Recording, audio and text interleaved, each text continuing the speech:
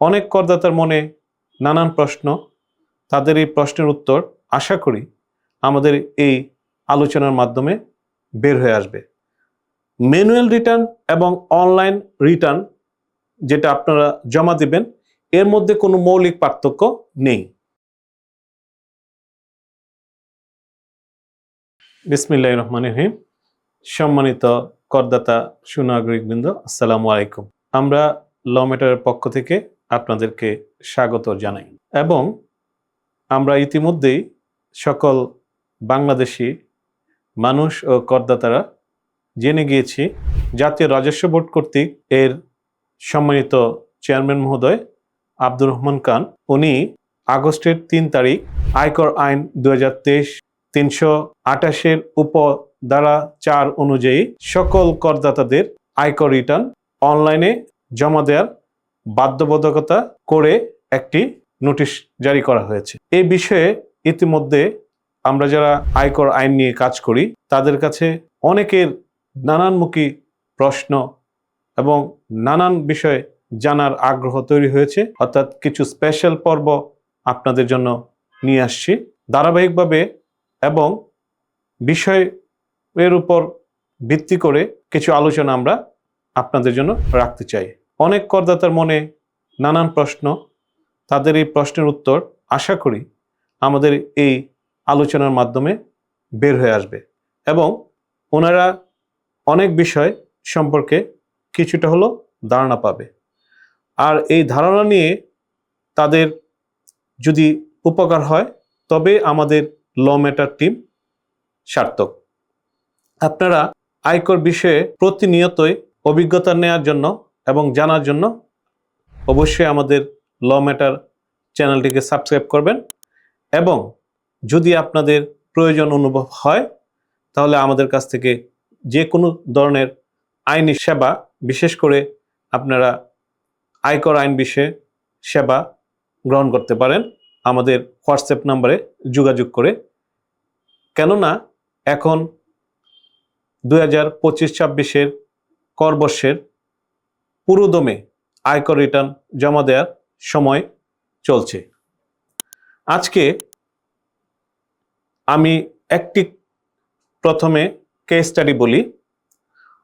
অনেকেই এই নোটিশটা বিভিন্ন গণমাধ্যমে পাওয়ার পর ভাবছেন যে অনলাইনে রিটার্ন জমা দেওয়া মানে হলো নিজের রিটার্ন নিজে মতো করে নিজের যোগ্যতায় দক্ষতায় একটি কম্পিউটার এখন সবার বাসায় থাকে, উনি নিজেই তা জমা দিবেন।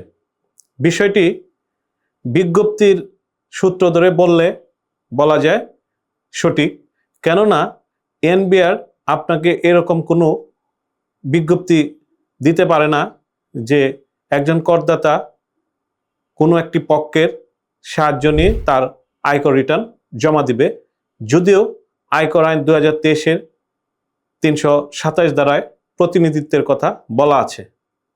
তাই অনেকে ভাবছেন যে অনলাইন রিটার্ন মানে হলো নিজের রিটার্ন নিজে জমা দেওয়ার অবশ্যই বাধ্যবাধকতা।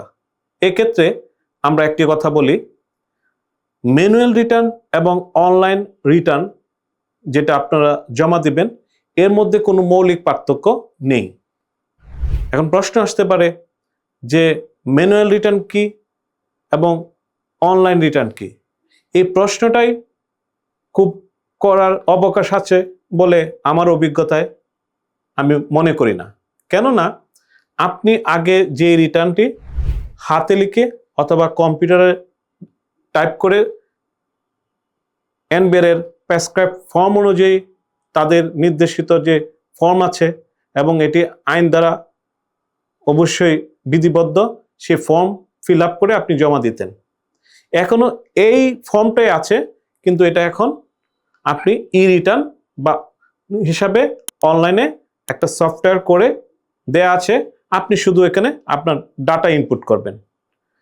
প্রশ্ন থাকে যে এই কাজটি আপনি নিজে করবেন কি একজন এক্সপার্ট দিয়ে করাবেন না এনবিআর এর কারো সহায়তা নেবেন? এটা কখনোই বিজ্ঞপ্তি আকারে এনবিআর বলতে পারে না যে আপনি কারো সহায়তা নেন অথবা এনবিআরে গিয়ে কোনো সংশ্লিষ্ট সার্কেলে গিয়ে আপনি সহায়তা নেন। আপনি ওখান থেকে মৌলিক বিষয়গুলো, আইনগুলো জেনে আসার সুযোগ আপনার সবসময় আছে। কিন্তু এই রিটার্নটি তৈরির ক্ষেত্রে আপনাকে নিজে যোগ্য এবং দক্ষতা অর্জন করতে হবে। যদি কোনো কারণে আপনার দ্বারা এটা সম্ভব না হয়, তাহলে অবশ্যই আপনার মনোনীত কোনো একজন কর আইনজীবী আপনার হয়ে এই কাজটি করে দিতে পারবেন এবং এই ক্ষেত্রে আইনে কোনো বাধা নেই। আমি কেন ম্যানুয়াল রিটার্ন এবং অনলাইন রিটার্নের মৌলিক কোনো পার্থক্য নেই এই কথাটি বলেছি আমার অভিজ্ঞতা থেকে।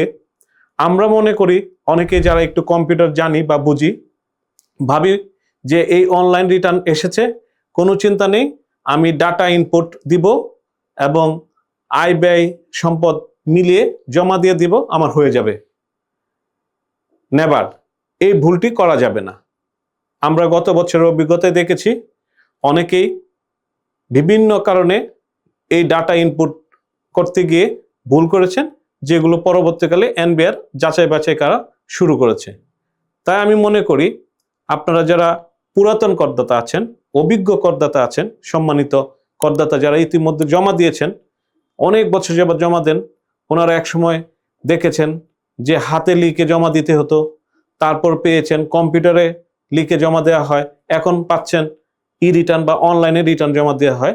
আপনারা নিশ্চয়ই আমার সাথে একমত হবেন যে আপনার বেসিক যে ইনফরমেশন, অর্থাৎ আপনার যে আয় আগে ছিল, সেটা যে কোনো পেশার বৈধ আয় হোক, আপনার সম্পদ যা আগে ছিল এবং ইতিমধ্যে রিটার্নের প্রদর্শন করা ছিল, সব কিছুই মৌলিকত্ব ঠিক রেখে শুধুমাত্র এই ডাটাগুলোই আপনাকে আবার অনলাইনে আপনি ফিল আপ করে যে এনবিআর প্রেসক্রাইব যে সফটওয়্যার ফর্মটা আছে ওখানে দিয়ে আপনি সকল আইনি গুরুত্ব বুঝে, সকল আইন রক্ষা করে আপনাকে জমা দিতে হবে।